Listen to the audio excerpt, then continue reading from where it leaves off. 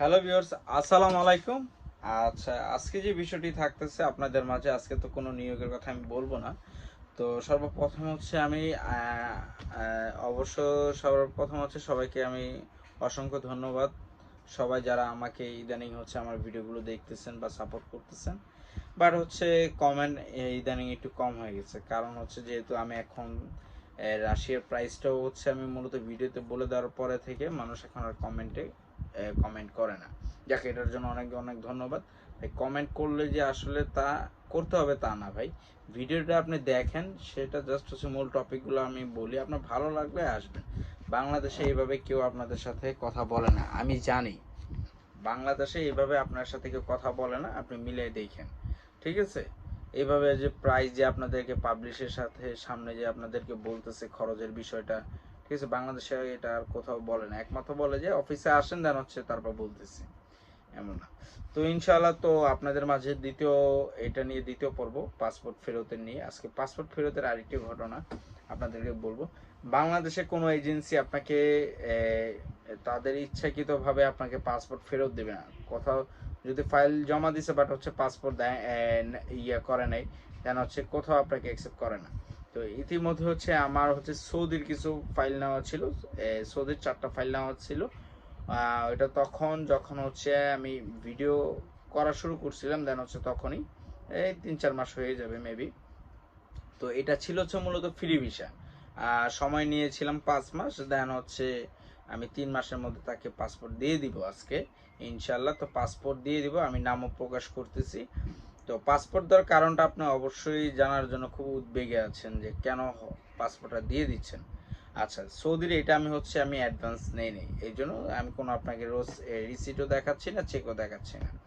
তো এটা কোনো অ্যাডভান্স নেই, সেই ক্ষেত্রে হচ্ছে সৌদির মূলত হচ্ছে এটা ফ্রি ভিসা ছিল, মাত্র সর্বনিম্ন হচ্ছে 1.5 লক্ষ টাকা। আমি নিয়ম প্রজেক্টের যে ইয়েটা ছিল সেটা, তো গভর্নমেন্ট চেঞ্জ হওয়ার কারণে ওই ইয়েটা চলে গেছে। এখন হচ্ছে মূলত ওইটা কাজ আর সম্ভাবনা ছিল, বাট হইল না, যেহেতু কোনো কারণে গভর্নমেন্ট চেঞ্জ হওয়ার কারণে, দেন হচ্ছে প্রবাসী মন্ত্রী চেঞ্জ হওয়ার কারণে সব কিছুই থেমে গেছে। তো এই ক্ষেত্রে তাও আশা করছিলাম ওইটা আসবে, কিন্তু আসে না। বাট ইনশাল্লাহ ভবিষ্যতে বৈধভাবেই আসবে। এতদিন তো যেহেতু ওই নিয়ম প্রজেক্টের যে কাজগুলো ছিল এটা হচ্ছে সিন্ডিকেট ছিল, দেন এই জন্য আমিও তেমন একটা আগায় নাই। তো এই জন্যই হচ্ছে মূলত ইনশাল্লাহ ভবিষ্যতে আপনাদের নিয়ম প্রজেক্টের কাজ হবে সৌদিতে, খুব শীঘ্রই হবে। হলেই আপনাদেরকে ব্রিফিং দেওয়া হবে। তো সেক্ষেত্রে হচ্ছে আজকে যারা হচ্ছে পাসপোর্ট ফেরত পাবে তারা হচ্ছে 4 জন, এই হচ্ছে দেখুন 4 জন ইনশাল্লাহ, তারা 4টা পাসপোর্ট আজকে ফেরত পাবে। আচ্ছা ভাই, যারা 4টা পাসপোর্ট ফেরত পাবে ইনশাল্লাহ, তারাও মানে ভিডিওটি দেখতেছেন, অবশ্যই কমেন্ট করবেন। যদি ফ্রি থাকেন অবশ্যই কমেন্ট করবেন, আমি ইনশাল্লাহ রিপ্লাই দিব। তো আজকে যারা যারা হচ্ছে পাসপোর্ট ফেরত নেবেন তাদের হচ্ছে নাম আমি এক এক করে বলি, কোথায় হোম ডিস্ট্রিক্ট সব কিছু ডিটেলস আমি বলে দিচ্ছি। আচ্ছা, প্রথমে হচ্ছে ফারহান, মোহাম্মদ জাহাঙ্গীর আলম ফারহান। ওনার হোম ডিস্ট্রিক্ট হচ্ছে শেরপুর, ময়মনসিংহ শেরপুরে।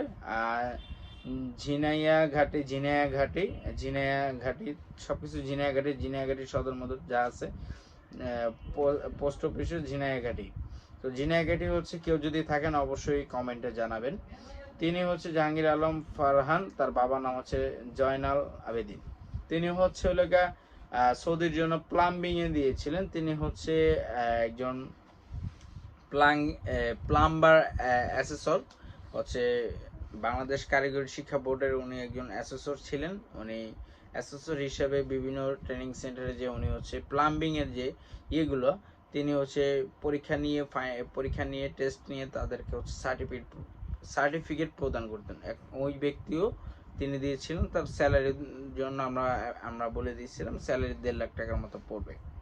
ঠিক আছে, উনি হচ্ছে প্লাম্বিং ইঞ্জিনিয়ার হিসেবে ওই সাইট সুপারভাইজার হিসেবে যাওয়ার কথা ছিল ওনার। তো ইনশাল্লাহ তারটাও আমরা আজকে ফিরিয়ে দিব। তো ফারহান ভাই, আপনি যেখানেই আছেন বাংলাদেশে, সেখান থেকে খুব শীঘ্রই চাইলে পাসপোর্টটা নিয়ে যেতে পারেন, দেন হচ্ছে বা আমি বললে আমি কুরিয়ার করে দিতে পারবো ইনশাআল্লাহ।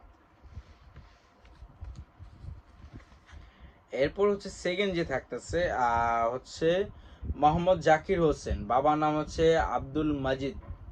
ঠিক আছে, বাবার নাম আব্দুল মাজিদ। ওনার গ্রাম হচ্ছে আমি বলি, গ্রামের বাড়ি হচ্ছে জেলা হচ্ছে দিনাজপুর। হচ্ছে গ্রামের বাড়ি হচ্ছে বারভেরি বারভেরি খানসামা, বারবেরি খানসামা। আর পোস্ট অফিস হচ্ছে টাঙ্গুয়া। আচ্ছা, টাঙ্গুয়া আরও যেটা বলা হয় মানে অনেকে ওইটার মতোই। আচ্ছা, টাঙ্গুয়াতে পোস্ট অফিস, টাঙ্গুয়া, বারবেরি গ্রাম। আচ্ছা, ওনার হচ্ছে এই হচ্ছে ওনার পাসপোর্ট। দেন হচ্ছে ওনার ভাই, উনি হচ্ছে ড্রাইভিংয়ে ছিল, ওনার ড্রাইভিংয়ে যাওয়ার কথা ছিল সৌদিতে ড্রাইভিংয়ে। আর কোম্পানিও আমি বলে দিই, স্যামসাং আর হুন্ডাই ছিল, এই দুইটা কোম্পানিতে এই চারজনের রিকোয়ারমেন্ট ছিল। তো ইনশাল্লাহ উনি ড্রাইভিংয়ের জন্য জমা করেছিলেন, কিন্তু হলো না, সুস্যাড।